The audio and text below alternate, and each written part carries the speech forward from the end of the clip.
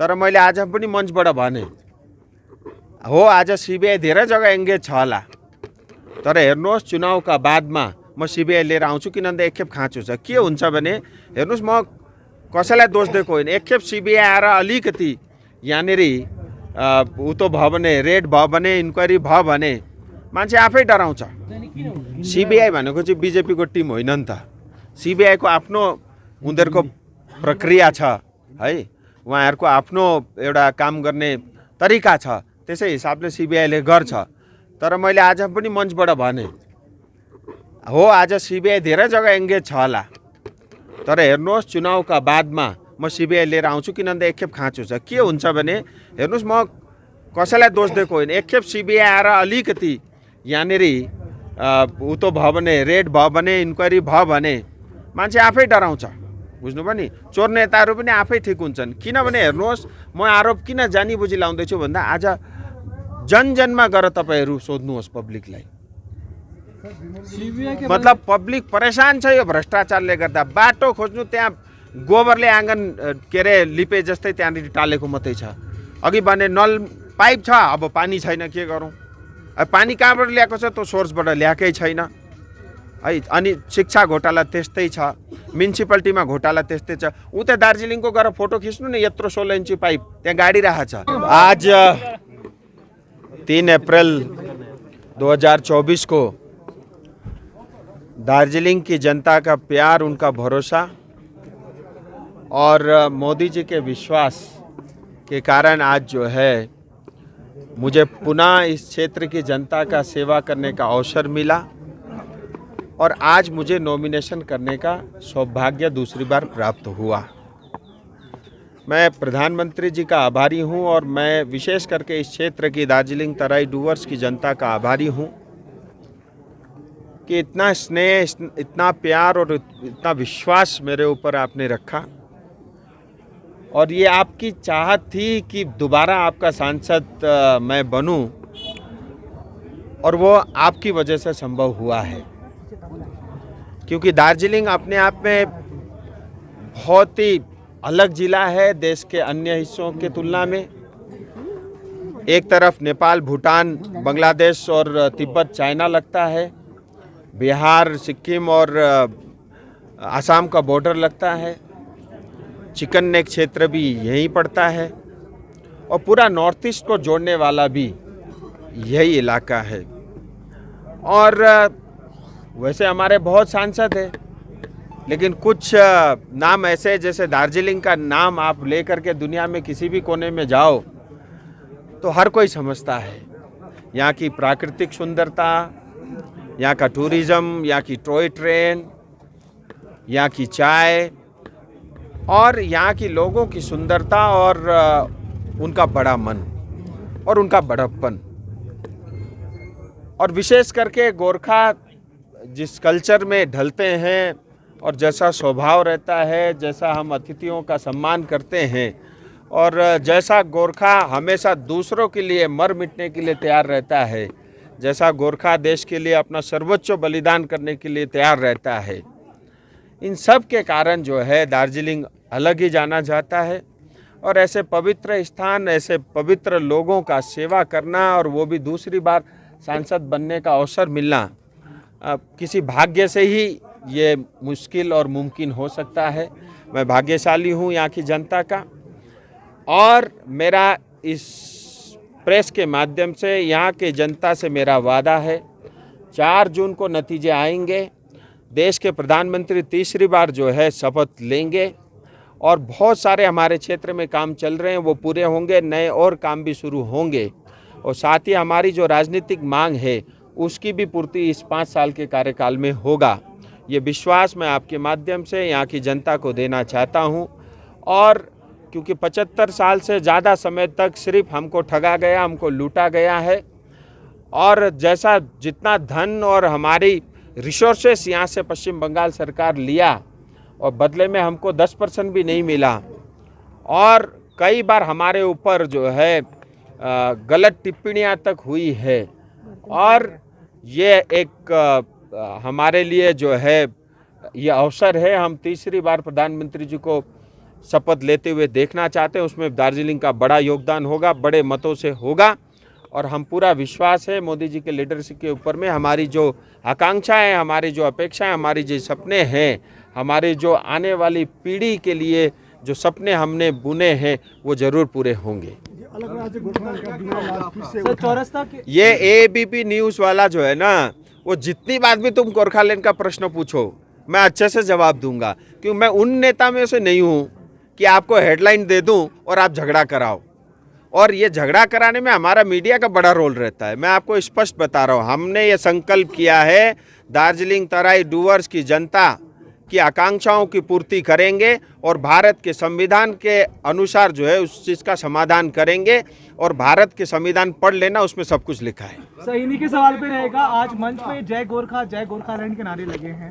विमल गुरुंग ने आपका हाथ पकड़कर जय गोरखालैंड बोला है, तो क्या इस बार आप गोरखालैंड का मुद्दा उठाएंगे? मैंने भी जय गोरखा कहा, मैंने गोरखालैंड शब्द का प्रयोग पार्लियामेंट में भी किया।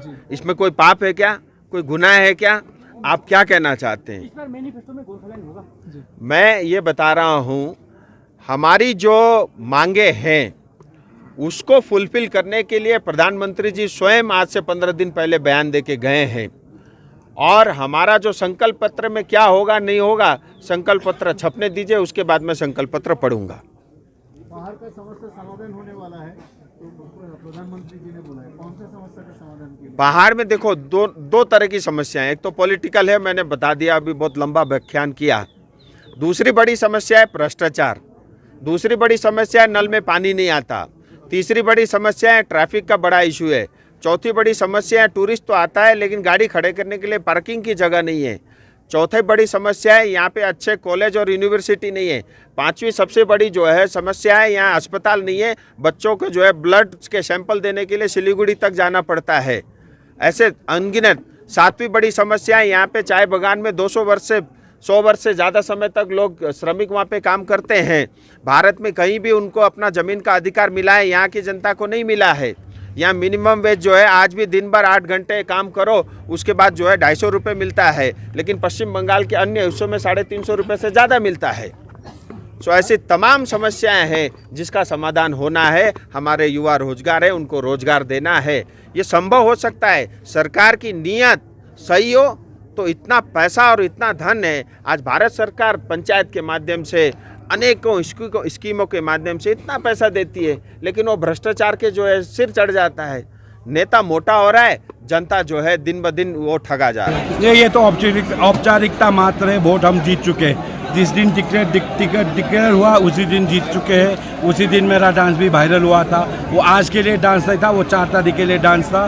दिल्ली में हम 400 पार कर रहे हैं और दार्जिलिंग में हम 5 लाख वोट से जीत रहे हैं। रिकॉर्ड ब्रेकिंग होगा। दार्जिलिंग के लिए बीजेपी का मैनिफेस्टो में क्या होगा इस बार? वो होगा, अच्छा होगा। जो चीज़ हो सके, बिल आएगा, बिल लाने का बात करना। कौन सा बिल आएगा? अब आएगा समाधान के लिए भी। प्रधानमंत्री ने कह चुका है, प्रधानमंत्री कह चुके हैं कि गोरखा का समाधान का हम बहुत नज़दीक है। तो नज़दीक क्या होगा? प्रधानमंत्री ने आगे कहा था, वो अलग पॉलिटिकल स्पीच था, ये गवर्नमेंटल स्पीच था, गवर्नमेंट का फंक्शन में कहा था। उसमें तफाक है, अंतर है। आप लोगों ने भी उसी के ढोल पीटे थे कि 24 के आगे ना, ढोल तो अभी भी पीटेंगे। जो देगा उसका ढोल पीटना पड़ेगा, जो गोली देगा उसका ढोल नहीं पीटना। अब कितना टाइम लगेगा? Bullet versus ballot, bullet versus. Bengal ने जो हमको बुलेट लगाया था यहाँ पे, यही प्रांगण पे, उसका प्रतिशोध लेना है। गोरखा जीवित है, गोरखा पहाड़ में जीवित है, गोरखालैंड का आवाज़ जीवित है। पहाड़ में गोरखा का अस्मिता जीवित रखने के लिए राजू बिष्ट को वोट करना पड़ेगा।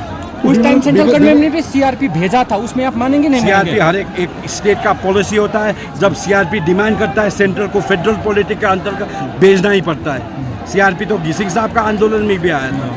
नहीं, बीजेपी ने इंटरफेयर नहीं किया, यहाँ का आंदोलन हुआ उस समय। एक इंटर स्टेट रिलेशन होता है, आप वहाँ कवर कीजिए। Thank you. होइन, विशेष अब बीजेपी गोर्खा जनमुक्ति मोर्चाको नेचुरल एलाइ हो। 2009देखिको बीजेपीलाई साथ दिँदै गएको हो र हामीले आज चौथो पल्ट पनि बीजेपीलाई साथ दिएको छौँ। राजु बिष्टको उम्मेदवारितालाई हामीले समर्थन गरेको छौँ र उहाँको जित निश्चित छ।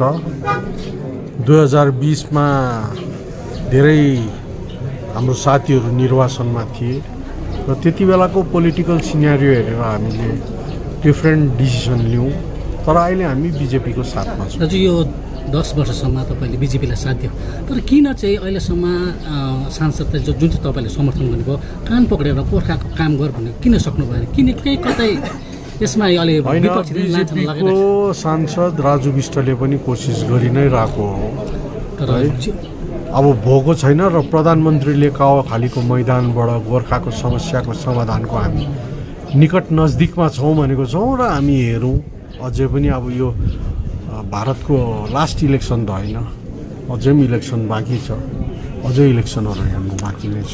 भाजपाको यो चुनाव पत्रमा मेन मुद्दाहरू तपाईँहरू के एड गर्न त्यही चाहनुहुन्छ? पर्मानेन्ट पोलिटिकल सल्युसन, 11 जात गोष्ठीलाई ट्राइबल स्ट्याटस र सेन्ट्रल युनिभर्सिटी भएको हेर्न चाहन्छौँ। त्यसै त अब चिया बगानको मजदुरहरूले न्यूनतम रोज पाओस्, जति दखली गरेर बसेको चिया बगान सिन्कोना बगानको बासीहरू छ त्यो जमिन पट्टा सबै होस्, त्यस्तो त हामी धेरै चाहन्छौँ र अब हेरौँ मेनिफेस्टोमा के आउँछ। यो पुरानै मुद्दालाई लिएर तपाईँहरूले मेनिफेस्टोमा फेरि पनि त्यही कुरो गरेको छौँ र हामी आशावादी छौँ। जनता समक्ष चाहिँ के भन्नुहुन्छ तपाईँहरू? कस्तो प्रकारले क्याम्पेनिङ गर्न जनता चाहनुहुन्छ? आज नै अब राजु विष्टको जित त निश्चित देखिसकेको छ है, र अब राजु विष्टलाई भारी मतले कमलको फुलको चिन्हमा भोट दिएर विजय बनाउने हामी आह्वान गर्छौँ। यसपालिको भोट पनि 8 वर्षमै दिनुपर्ने जनताले, होइन अब हेरौँ न, सरकार कहिलेसम्म हो, चाहिँ प्रतीक्षा साच्नुपर्ने, होइन, कहिलेसम्म हेर्नु सरकार हो, सरकारले अब नेसनल इस्युजहरूलाई एड्रेस गर्दै थियो र अब रिजनल इस्युजहरूलाई हामी गर्छौँ भनेको छौँ र सरकारलाई हेरौँ, कहिलेसम्म चाहिँ हेर्नुपर्ने? अब हेरौँ। अब हामीले गोर्खा त हेरेको 1 वर्षमा के गर्छ, 2 वर्षमा के गर्छ, 3 वर्षमा के गर्छ, त्यो प्रकारले हेर्दै जाउँ। अब 2024देखिको 2029सम्म कार्यकाल छ। चुनाव अघि त केही गरेन, चुनाव पछि केही गर्ला? होइन, हामी आशावादी छौँ, हेरौँ न। यहाँ अन्य दल विपक्षी दल अथवा सामाजिक सञ्जालमा यहाँ पाहाडमा मात्रै गोर्खाल्यान्ड कुरा हुन्छ, तर दिल्लीमा गएपछि त्यसको तोलमोल हुन्छ भन्ने एउटा आरोप लागेर होइन, यसमा के भन्छ? त्यो त एकदम त्यो तोलमोलको त्यो आरोपहरूको म खण्डन गर्छु, किनभने हामीले जहिले पनि गोर्खाल्यान्डको मुद्दा आवाज उठाएकै छौँ, दिल्लीमा होस् या जहाँसुकै होस्। यो चुनावको समय मात्रै मुद्दा याद आउँछ यहाँको क्षेत्र राजनीतिक दलहरूलाई भनेर आरोप छ। होइन, त्यो त अब आफ्नो आफ्नो सोचाइ हो। हामीले हाम्रो मुद्दामा हामी कायम छौँ है, हामी अडिग छौँ।